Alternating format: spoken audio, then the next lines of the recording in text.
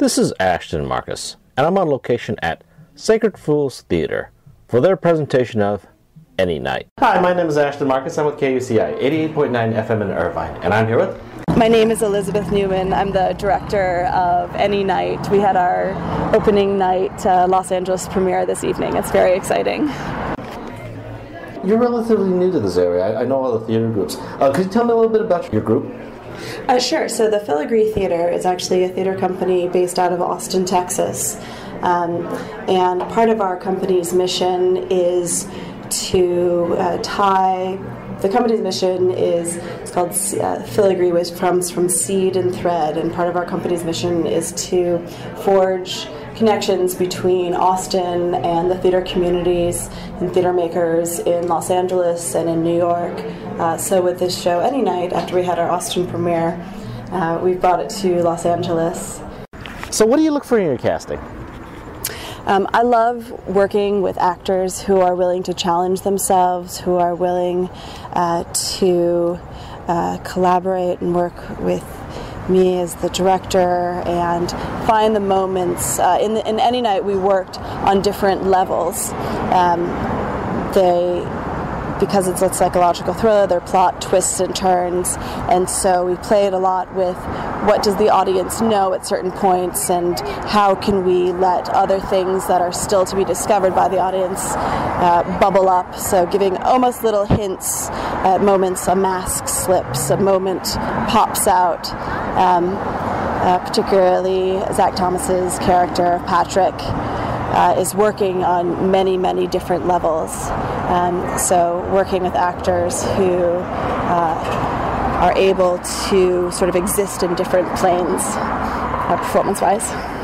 Yeah, I really enjoyed the piece. Well, I enjoyed the piece. I thought it was abstract in the sense that depending on your mood, depending on how you perceive it, it's like a Rorschach test. You look at this thing, it depends a lot about what you are. That actually tells you what the story is. It's true. That's something that really drew me to the story. I remember when I first read it, on page 1 of Daniel Medina's script, it said that the setting was limbo. And for me, that allowed us to have some flexibility to really create a world that's a dream space. The play is about the merging of what's real and what's a dream, and what is in our minds. And so being able to create a playing space that has that flexibility to create sort of a fever dream. And we really tapped into that for each aspect of the production. The set design, the sound design, the performance-wise of wondering which reality we are in and sort of whose reality, and the audience too. There's been some really interesting conversations happening after the show the story is coherent, but it leaves space for personal interpretations, yeah, that's part of the joy of it. Also, notice there was a lot of dancing. I'm not used to seeing theater pieces of this type with this much dance into it. Yeah, that's one of the really exciting parts about the show is because the character of Anna, played by Marie Falgren, is a dancer and she suffers from sleepwalking. That's not a spoiler alert, we learned that pretty quickly. We really took the opportunity to create not just dance in the sleep lab that she's in, but to find moments. Erica Gianfrido is our choreographer and a modern dancer and modern dance choreographer, to find moments of using dance and movement to help tell the story and help create on stage the transitions between these shifting realities.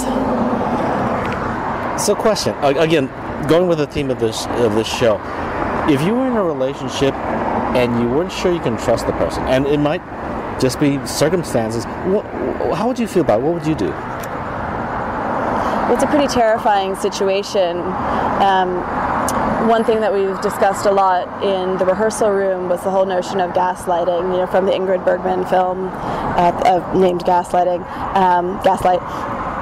about how harrowing it is when somebody else tries to craft and alter your own perception of reality. When you begin, I think one of the most frightening things is when you start to question your own sanity and your own judgment and your own way of understanding the world.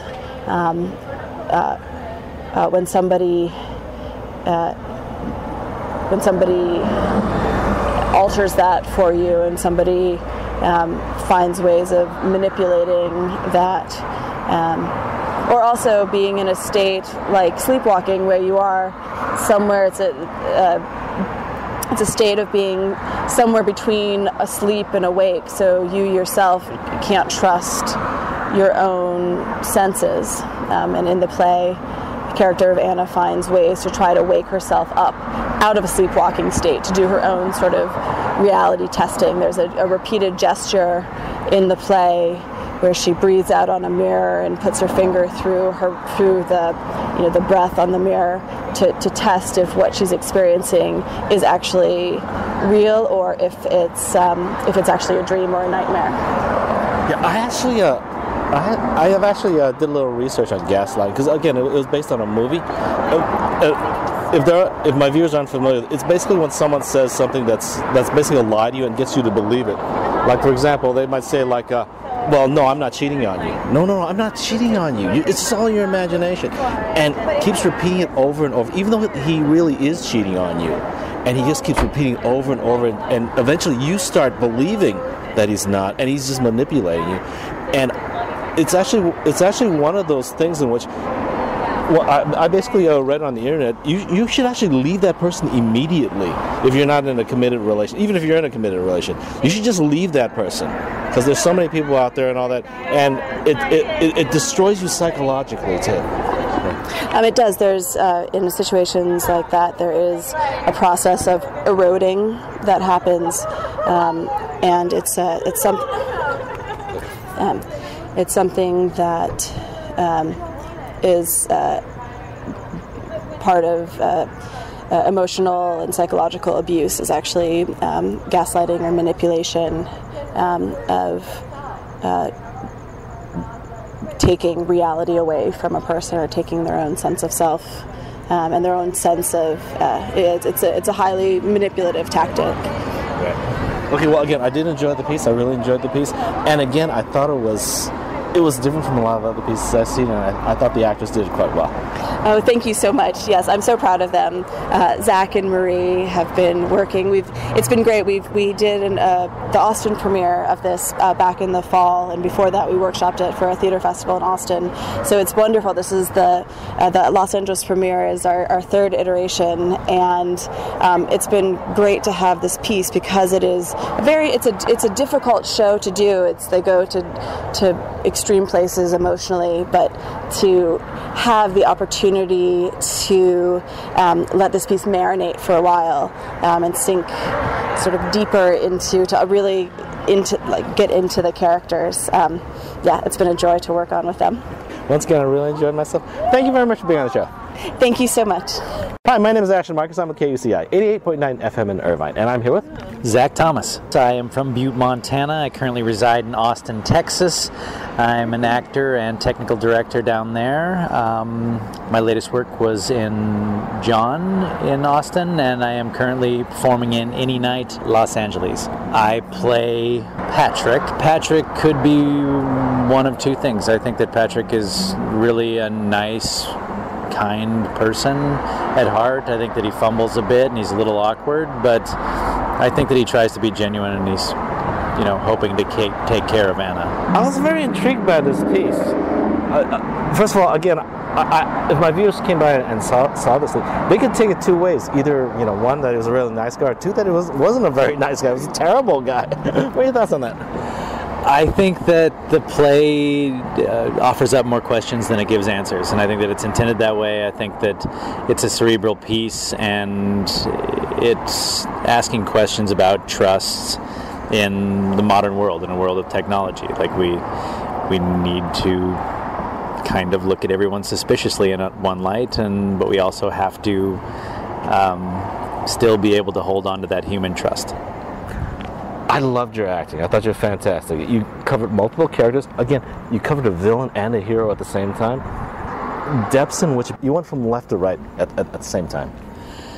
I think that it was a lot clunkier on our first run, and little by little, it's gotten a lot cleaner and better knowing those two people more and more intimately. And so now I feel like they're both kind of full-fledged guys, and it's really nice to be coming here with that, I guess, that confidence. If my viewers decide to come by and see this piece, what should they expect to see?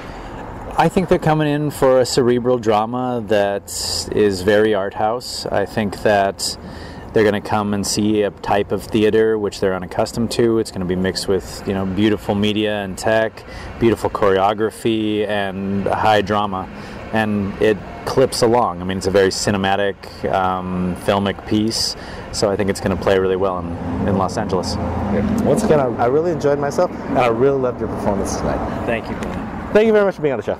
Thank you, sir. Hi, my name is Ashton Marcus. I'm with KUCI 88.9 FM in Irvine, and I'm here with Marie Falgren. I am an actress based out of Austin currently, and I am currently performing any night in Los Angeles right now, running for 3 weeks. I play Anna. Anna is kind of a troubled soul. She's in a part, we meet her when she's transitioning in her life, kind of looking for answers. She's at a point where she can't quite trust herself because she's a sleepwalker, and she's constantly asking herself what is a reality and what is not a reality. And she's always walking the line between the truth. Yeah, I was actually intrigued by this piece. It all depends on your mood, whether you're cynical, whether you're optimistic, whether you've been in a bad relationship or not. It all depends on, I guess, on yourself, what you take out of it. What would frame your opinion of the piece? I hope that the audience walks the line with Anna. I hope that they're following her right along the way. Some nights I feel more optimistic as Anna, and some nights, exactly, like I feel a little more dark. And it's kind of whatever. It's her again tipping on one side of the line or the other. I just hope if it's well done, the audience will walk the line with us. So yeah. I asked this of the director about gaslighting. What's your opinion of gaslighting? If you're in a relationship with someone and you're not sure if you can trust them, you don't know. I mean, they may be hiding something from you. What would you do? God, I mean, what is that test? Yeah, I'm not sure. I mean, that is something. How do you know you can trust someone? And that's what Anna asked. Like, how do you know? Unfortunately, I feel like it's just something you have to keep living through. And I mean, listening. Another thing, I guess, is Anna. She figures out she listens to herself. She listens to her subconscious, and that's what her sleepwalking is telling her. So yes, trusting yourself. If you feel if you feel it in your gut that it's not good, you need to listen to it. Yeah. Maybe, yeah. Well, I really enjoyed the performance tonight, and I really enjoyed your performance. Thank you very much for being on the show. Thank you so much. Appreciate it. Any night, we'll be playing at Sacred Fools Theater from July 13th to July 30th.